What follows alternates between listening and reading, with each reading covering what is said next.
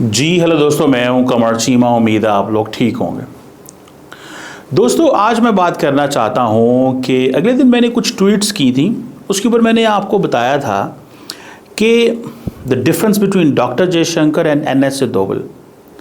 और मैं इस पे मेरी असेसमेंट है, I have an assessment, I may be wrong but I have very solid proofs for this.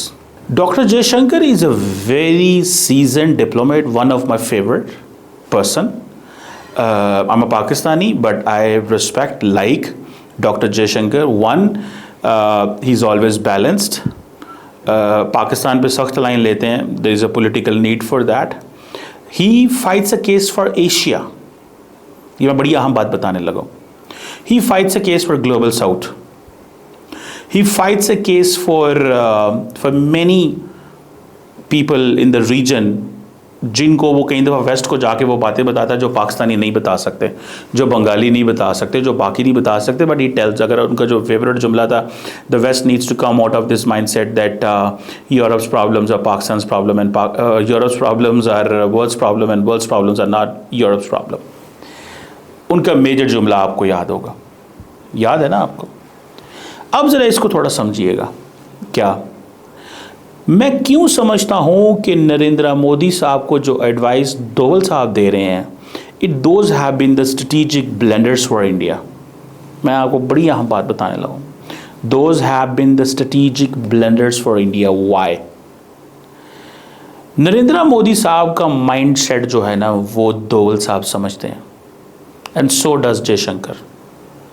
लेकिन जयशंकर नरेंद्र मोदी साहब को वो एडवाइस नहीं देते जिससे इंडिया का जो नेशनल इंटरेस्ट है हार्म होता है. दोवल साहब नरेंद्र मोदी को वो एडवाइस देते हैं जिससे शायद प्राइम मिनिस्टर मोदी का पर्सनल इंटरेस्ट या उनकी पार्टी का इंटरेस्ट तो हो, लेकिन इंडिया का इंटरेस्ट वहां पे हार्म हो जाता है, नुकसान होता है इंडिया के इंटरेस्ट को. लेकिन प्राइम मिनिस्टर मोदी को वो उसका एडवांटेज होता होगा कहीं पे, लेकिन एट टाइम्स डिसएडवांटेज होगा लॉन्ग टर्म में जाके. मिसाल के तौर पे इस सारे कॉन्फ्लिक्ट के अंदर आपने देखा कि डॉक्टर जयशंकर की साइलेंस, मैं 22 से देख रहा हूं, आप जाकर उनका ट्विटर हैंडल देख लें. ये नहीं कि वो बोले नहीं हैं, वो बिल्कुल बोले हैं, पर उस तरह नहीं बोले जिस तरह वो बोलते हैं. बड़े अपने आप को उन्होंने लो प्रोफाइल कर लिया, बिकॉज उनको पता था ये मेरी डोमेन नहीं है, ये डोमेन है अमित शाह. अमित शाह की भी एक डिफरेंट किस्म की डोमेन थी, ये डोमेन थी दोवल साहब की. आपको याद होगा द मोमेंट अमेरिका, ये वाक़या हुआ पहलगाम का, एंड देन इंडिया ने जब पाकिस्तान पे अटैक किया, आई थिंक 7 को, द मोमेंट ये हुआ तो दोवल साहब वाज द पर्सन जिसने पूरी दुनिया की लीडरशिप को फ़ोन किया कि हमने ये क्यों किया, क्या किया एंड ऑल दैट. समझ रहे हैं आप बात को? इसको ज़रा समझिएगा, क्यों किया, क्या किया और कैसे किया, ये हमें उन्होंने पूरी दुनिया को बताया. जयशंकर ने किसी को फ़ोन नहीं किया. हाँ, जयशंकर साहब को जिसका फ़ोन आया जयशंकर ने जवाब दिया, और थोड़े बहुत उन्होंने फ़ोन किए, नॉन परमानेंट मेंबर्स को उन्होंने फ़ोन किए थे उस वक्त, क्योंकि वो पाकिस्तान ने कहा जी कि हमने फ़लाँ ऑर्गेनाइजेशन का नाम निकलवा दिया, ये कर दिया, वो कर दिया. डॉक्टर जयशंकर को इस सारे प्रोसेस में साइडलाइन किया गया था, because this was doctor Doval साहब का प्रोजेक्ट था. दोवल साहब के प्रोजेक्ट में ये है कि उन्होंने नरेंद्र मोदी साहब को ये बताया है कि for you the most important thing is, जो मोदी साहब की एस्पिरेशंस को ट्रांसलेट करते हैं, एंड देन वो सारे का सारा बर्डन जो है वो जयशंकर पे आ जाता है. मिसाल के तौर पे व्हाट हैपेंड इन कतर, मैं कतर से लेता हूँ. कतर में इंडिया के 9 लोग पकड़े गए, मोदी साहब छुड़ा के ले आए, अपना पर्सनल पॉलिटिकल कैपिटल कंज्यूम किया वहाँ पर. ठीक है जी, वेरी इंपॉर्टेंट. मुझे ये बात बताएं, वो आइडिया किसका था वहाँ पे? इंटेलिजेंस के लोग भेजने, नेवी के, वो जो भी कह रहे थे, मैं इसमें नहीं जाना चाहता. लेकिन क्या इंडिया की एम्बैरेसमेंट हुई थी कि नहीं हुई थी? हुई थी. सो वो जो डीप स्टेट है ना इंडिया की, उस डीप स्टेट ने बेसिकली माइंडसेट जो बनाया, दैट इज इंपॉर्टेंट थिंग. याद रखें इस चीज को. डीप स्टेट ने, इंडिया की डीप स्टेट जो माइंडसेट बनाया, वो कतर में आप वो हुए. जयशंकर कभी भी मोदी साहब को ये एडवाइस ना दे, वो एडवाइस दे डिप्लोमेटिक, पॉलिटिकल, डिप्लोमेसी कैसे करनी है, क्या करना है.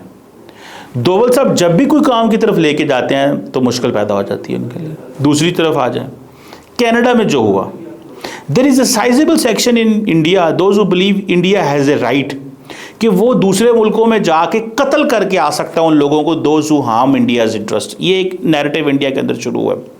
करना क्या है इसका? क्या इंडिया ये कर सकता है? पाकिस्तान में कर सकता है, किया इंडिया ने। कनाडा में नहीं करने देते, ना अमेरिका में करने देते हैं, ना यूरोप में करने देंगे, ना ऑस्ट्रेलिया में करने देंगे। लेकिन उन्होंने समझा कि हम कनाडा को कैसे डील करें। उन्होंने कहा कनाडा को ऐसे डील करो। कनाडा को उन्होंने ठोका वहाँ पे, और वहाँ से जो वेस्ट के अंदर जो एक पोजीशन डेवलप हुई, जयशंकर साहब ने केस लड़ा किसी हद तक कि आपने दहशतगर्दों को रखा हुआ है, एक्सट्रीमिस्ट को रखा हुआ है। लेकिन do you think United States, Great Britain, Australia and all these countries will accept this thing? वहाँ पे सिख जो कर रहे थे, that was not justifiable maybe all the time, particularly Khalistani जो कर रहे हों। बट इंडिया के लिए केस लड़ना कनाडा में मुश्किल हो गया था। हाँ, इंडियन मीडिया ने बड़ा केस लड़ा, क्योंकि Indian media stands with the government always, तो वो तो गवर्नमेंट की बात कर रहे होते हैं, तो वो केस बड़ा लड़ा। लेकिन दैट वाज आल्सो डोवल साहब्स प्रोजेक्ट। लेकिन उससे इंडिया को थोड़ा सा पीछे हटना पड़ा वेस्ट के अंदर। जब कनाडा में तो ठीक है पोजीशन होगी, जब अमेरिका के अंदर पता चला कि नेटवर्क है एंड ये सारा कुछ है, तो वो मुश्किल हो गए। ठीक है जी, ये एक चीज़ जो है वो दैट इज़ देयर। ये मुझे एक पॉइंट नज़र आता है। दूसरी तरफ अगर आप देखें, अमेरिका के अंदर भी ये हुआ, कतर के अंदर भी ये हुआ। सो डोवल साहब जो चीज़ लेके आते हैं, उसमें इंडिया दुनिया में कहीं ना कहीं फंस जाता है, या इंडिया के बारे में जो ओपिनियन बनती है, या पाकिस्तान के हवाले से देखें, ये डोवल साहब की स्ट्रैटेजी है कि ये मिलिटेंट ऑर्गेनाइजेशन को फंड करो, पैसे दो। जयशंकर को जारी बात है, उसको लेके चलना पड़ता है, वो करता है। लेकिन I think Jaishankar would be the right man for the prime minister Modi, जिसकी सॉफ्ट पावर है, जिसकी दुनिया बात सुनती है, हु हैज आर्गुमेंट्स। अगर वो उसको स्पेस दी जाए इंडिया के सिस्टम के अंदर, तो वो इंडिया को और नई हाइट्स पे लेके जा सकता है। लेकिन when there comes a compulsion of domestic politics की कंपल्शन आती है कि डोमेस्टिक ऑडियंस को कैसे आउटरीच करना है, वहां पे आके थोड़ी ठुस हो जाती game. You got my point? वहां पे चीज़ें थोड़ी ठुस हो जाती हैं, चीज़ें उनसे नहीं चलती, चीज़ें कंफ्यूज हो जाते हैं। और मेरा ख्याल है कि मैंने इस पर ट्वीट भी की थी in the height of the war, जब भारत और पाकिस्तान के मामलात ख़राब थे, तो मैंने इस पर ट्वीट किया था कुछ, आई स्टिल रिमेंबर समथिंग। और मैंने कहा था कि ये क्या चीज़ जो है, आजकल तो मुझे वो सारी बात है, मेरी चीज़ें बैन कर देते हैं, but I don't care about this. और दी ट्रम्प एडमिनिस्ट्रेशन, तो ये जो जयशंकर साहब हैं, ही इज़ द मैन। ठीक है जी, ही इज़ द मैन जो इंडिया के लिए इंपॉर्टेंट है, एंड ही इज़ समवन जिसकी वैल्यू ज़्यादा है। डोवल साहब क्या करते हैं? डोवल साहब जब भी कोई काम करते हैं, उससे एक नया क्राइसिस इंडिया के लिए पैदा हो जाता है, जिसको बहुत सारी चीज़ों में देखना पड़ता है। मेरा ख्याल है मैंने तो पता नहीं कितनी ट्वीट्स कर दी हैं इन दिनों। So the point here is कि डोवल साहब को इस चीज़ को समझना चाहिए था कि डोवल साहब जिन चीज़ों में वो फंसा लेते हैं उनको, डोवल साहब जिन चीज़ों में फंसा लेते हैं उनको, दैट इज़ इम्पॉर्टेंट। वो चीज़ें इंपॉर्टेंट है। मैं जस्ट कांट फाइंड, उसमें मैंने बेसिकली सारा वो लिखा हुआ था कि क्यों डोवल साहब जो हैं उन्होंने ये जो आर्किटेक्ट हैं इस सारे क्राइसिस के, the crisis in Canada, the crisis in the US. और आपको याद होगा डोवल साहब के ऊपर FIR भी हुई थी न्यूयॉर्क में। मुझे याद है कि आप ज़रा नोट्स चेक कर लें, मैं सही बात कर रहा हूँ, कि जब प्राइम मिनिस्टर मोदी गए थे in the last trip to the New York, one thing, secondly there was a meeting in Delaware of the Quad countries, तो डोवल के वारंट जारी हो गए थे किसी अदालत के, छोटे से। वो क्या था? मैसेजिंग थी कि it's you are the man. Canada के अंदर जो था वो जारी बात है, अमित शाह का नाम चला। क्यों अमेरिका ने वारंट निकाले थे डोवल के? उनको बताया कि don't do this next time, we know it's you, हम जानते हैं ये आप है। सो वो जो आर्किटेक्ट थे वो डोवल साहब थे। सो जयशंकर को अगर ज़्यादा स्पेस दी जाए, जयशंकर को ज़्यादा अगर उस मामले में इंगेज किया जाए तो Jaishankar will be doing wonders, वो तो वंडर्स कर दें।